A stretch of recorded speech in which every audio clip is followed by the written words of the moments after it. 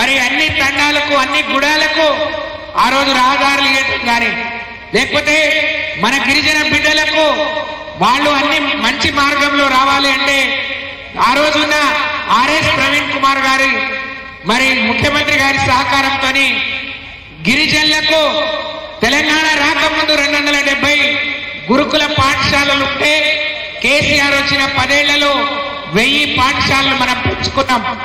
గిరిజనుల రిజర్వేషన్ పెంచుకున్నాం. గిరిజనులకు అత్యధికంగా పోడు భూములు ఇచ్చుకున్నాం.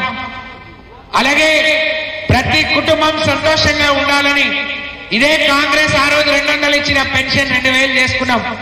పేరింటి ఆడబిడ్డకు 1,116 కళ్యాణ లక్ష్మి ఇచ్చుకున్నాం. ఈ రోజు చెప్పుకుంటా పోతే మన పక్కనే ఉన్న మానకోటలో మెడికల్ కాలేజ్, ఇటు పక్కన కొత్తగూడెం మెడికల్ కాలేజ్, అటు ఖమ్మంలో మెడికల్ కాలేజ్. ఎప్పుడైనా ఇలాంటి అభివృద్ధి చూసామా? 10 ఏళ్ల ముందు ఈ బొగ్గుట ఎట్లుండే ఈ రోజు కేసీఆర్ పాలన కేటీఆర్ గారి సహకారంతో ఏ విధంగా అయిందో మీ కళ్ళ ముందుంది, ప్రత్యక్షంగా మనం చూస్తా ఉన్నాం. కాబట్టి జరిగే ఎన్నికల్లో ఒక బ్లాక్ మెయిలర్ ఒక మేధావికి మధ్య జరుగుతున్న పోటీ, ఒక చీటర్ కు ఒక విద్యావంతుడి మధ్య జరుగుతున్న పోటీ, ఒక రైతు బిడ్డకు లేకపోతే ఒక ఛానల్ పెట్టుకొని బ్లాక్ మెయిల్ చేసి దోచుకొని బతకడమే పనిగా పెట్టుకున్న ఒక వ్యక్తికి పోటీ.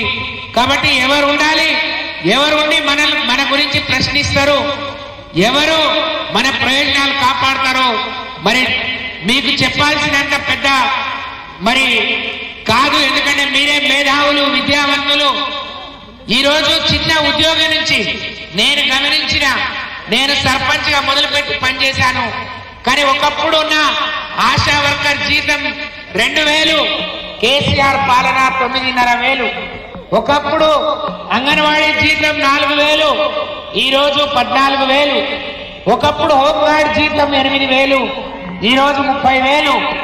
ఈ రోజు ఒక కాంట్రాక్ట్ అవుట్ సోర్సింగ్ ఉద్యోగస్తులకు కూడా 30% ఫిట్మెంట్ ను పిఆర్సీ ఇచ్చి పేదవాళ్ళను కూడా చిన్న ఉద్యోగులను కూడా ఆదుకున్న ఘనత కేసీఆర్ గారు అనే విషయాన్ని మీరందరూ గుర్తించుకోవాలని మిమ్మల్ని అందరినీ విజ్ఞప్తి చేస్తూ ఈ ఎన్నికల్లో గుర్తుండదు 3వ నంబర్ దగ్గర రాకేష్ రెడ్డి గారి నంబర్ వస్తుంది. 1వ నంబర్ కింద మీరు రాకేష్ రెడ్డి గారి పక్కన 1వ నంబర్ వేయాలని పని చేసి ఈరోజు మిమ్మల్ని అడిగే హక్కు మాకుంది. తప్పకుండా ఈ 10 ఏళ్లలో ఇళ్లను అన్ని రంగాల్లో అభివృద్ధి చేసినాం. ఈ రోజు గొప్పగా చెప్పుకునే నాయకుడు కూడా కాంగ్రెస్ పార్టీలో ఉండయి చేయలేనని ఆ రోజు టీఆర్ఎస్ పార్టీకి వచ్చిన సంగతి మీకు తెలుసు. మరి అందుకనే హరిప్రియ గారు కూడా వచ్చి కేసీఆర్ గారి పాలన మరి వారి ప్రభుత్వమే ఇళ్లందుకు శ్రీరామ రక్ష అన్నట్టు పని చేసిన విషయాన్ని రైతులు మేధావులు గుర్తుపెట్టుకొని రాకేష్ రెడ్డి గారు